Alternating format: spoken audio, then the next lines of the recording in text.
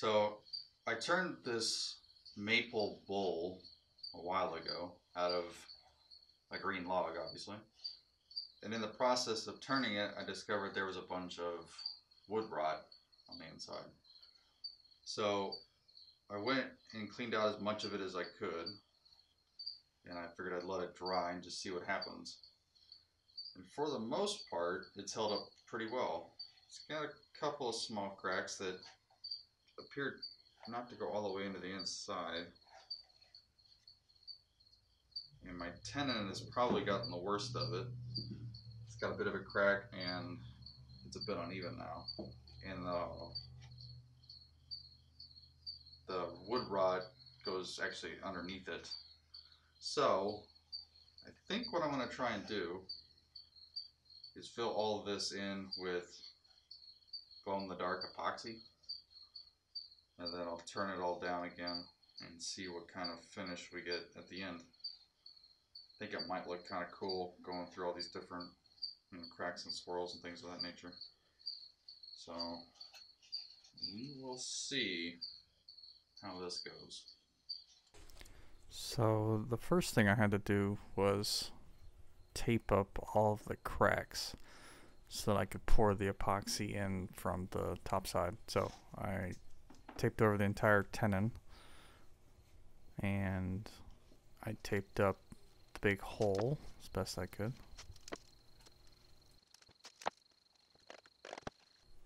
Then I mixed up some epoxy and added some purple dye to it. And given that there was a whole bunch of spots all around the inside and outside of this bowl, I basically had to fill spots in, then let it cure overnight, and then rotate the bowl and fill in another spot, and rinse and repeat over and over until all the spots were filled in with epoxy.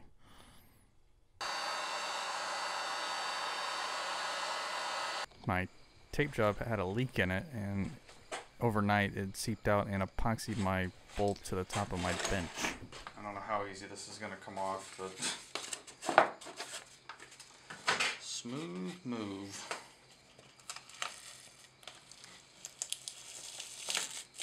It ended up not damaging the bowl at all. It just had this tape and epoxy puddle that's still there. Tricky part trying to get this. And I had some cracks on the outside of the bowl that I needed to fill in, so I made these little tape channels to hold some of the epoxy, and it worked okay. It leaked a little bit, but did the job. Then when all of the spots were filled in, I pulled the tape off as best I could. And I needed to return my tenon because the bottom of the bowl had warped so much. So that's what I'm doing here.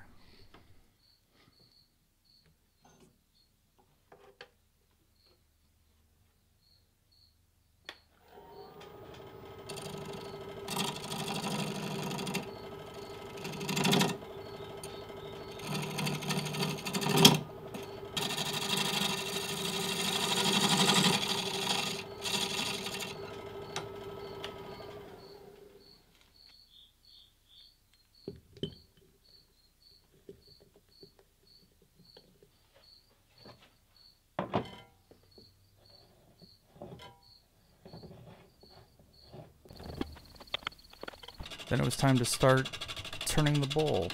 I tried a bunch of different tools, and I found that the epoxy itself was dulling my normal bowl gouges and scrapers really, really fast. So I ended up using my carbide tools for most of the work.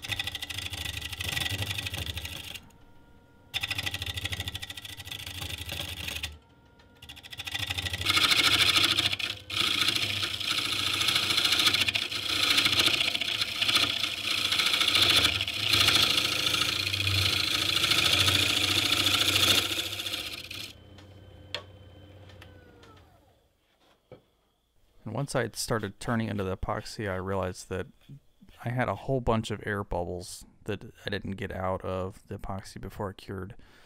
So I had all these pits and all the epoxy, which didn't look very good. So once I had finally got the bowl to the shape that I mostly wanted, I went through and tried to fill in these little air pockets with more epoxy. And then instead of just turning this off and risk it ripping it out or whatever, I just did a bunch of sanding, which seemed to work alright.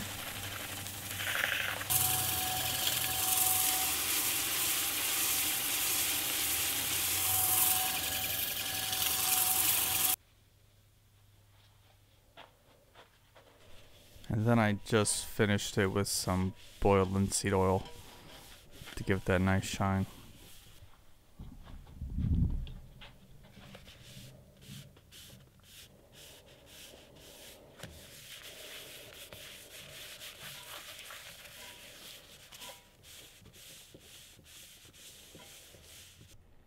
And then I needed to turn the tenon off so that I'd have a flat bottom of the bowl so it would sit on a table.